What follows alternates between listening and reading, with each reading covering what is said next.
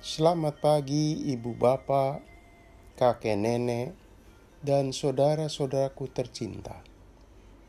Dengan setia mentari terbit di timur di pagi hari. Itu pertanda hari baru.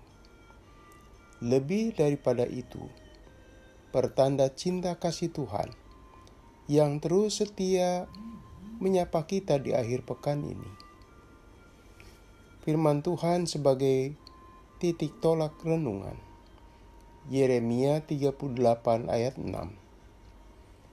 Maka mereka mengambil Yeremia dan memasukkannya ke dalam perigi milik Pangeran Malkia yang ada di pelataran penjagaan itu.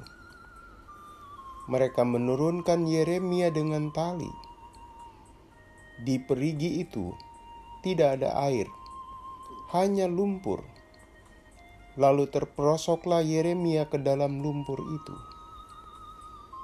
Saudaraku, nasihat seorang nabi itu penting dan berguna. Di dalamnya mengandung kebaikan dan kebenaran.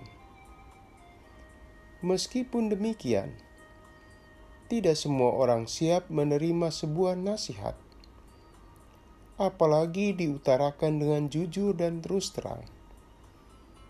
Sehingga ada ungkapan, masuk telinga kanan, keluar telinga kiri.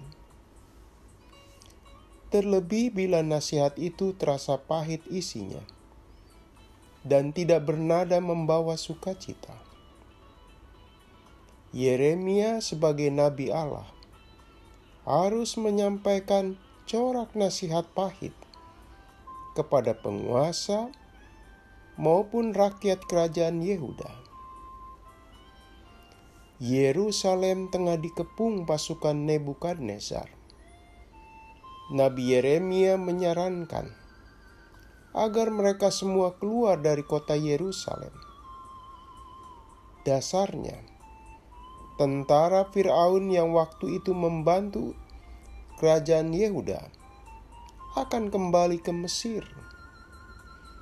Maka pilihan terbaik adalah raja dan rakyat keluar dari Yerusalem, dan mereka jangan mengandalkan kekuatan Mesir. Sayang sekali, nasihatnya itu dinilai tidak berkenan di hati. Anjuran sang nabi ditolak. Akibatnya, Nabi Yeremia menuai resiko berupa penolakan. Tidak hanya itu, ada rancangan jahat untuk membinasakannya. Saudaraku, Raja Zedekia dan rakyat ingin mendengar kabar menggembirakan dari Nabi Allah, yaitu mereka ingin tetap berada di Yerusalem. Mereka bersikukuh buat apa keluar dari Yerusalem? Bukankah Mesir akan melindungi dan memampukan mereka bertahan? Dengan pertimbangan demikian, suara Nabi Yeremia tidak sesuai harapan mereka. Raja Zedekia, pegawai, dan rakyatnya kecewa. Mereka tidak siap dengan nasihat itu. Bagi mereka, itu bukan nasihat yang menggembirakan dari Tuhan. Apa akibatnya? Mereka menghukum Nabi Yeremia. Mereka menganggap Nabi Yeremia berkhianat. Sang nabi menerima tuduhan berat, dicap sebagai seorang pengkhianat. Dalam situasi perang atau konflik, sanksi untuk pengkhianat cuma satu, yakni hukuman mati.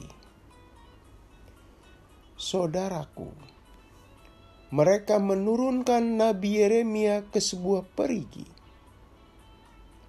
Perigi ini dipakai untuk menampung air hujan sepanjang musim dingin dan menyimpan air itu untuk kebutuhan musim panas. Para pejabat tahu bahwa Yeremia tidak akan bertahan lama dibuang ke dalam perigi itu. Yeremia akan menderita sekali. Perlahan namun pasti, kelak ia akan mati. Hamba Tuhan yang menyatakan kebenaran itu harus menerima kenyataan pahit. Meski demikian, bukan berarti Nabi Yeremia ditinggalkan Tuhan. Tidak sama sekali. Di saat kritis, Tuhan menolongnya dengan memakai seorang Etiopia yang melihat kejadian itu. Dengan menggunakan baju-baju bekas yang diikatkan satu sama lain, orang Etiopia itu mengeluarkan Nabi Yeremia dari lubang perigi, dan selamatlah sang nabi. Saudaraku, sering terdengar keluhan. Susah sekali dia saya nasihati, menolak terus. Padahal nasihatku kurang apa? Artinya, dalam kehidupan kita pun saat ini, nasihat yang baik dan benar serta tidak punya kepentingan pribadi bisa ditolak mentah-mentah. Apalagi bagi orang yang sombong dan keras kepala. Dia menganggap pandangan dan sikapnya adalah paling benar. Terlebih isi nasihat tidak sama dengan keinginan pihak yang dinasihati.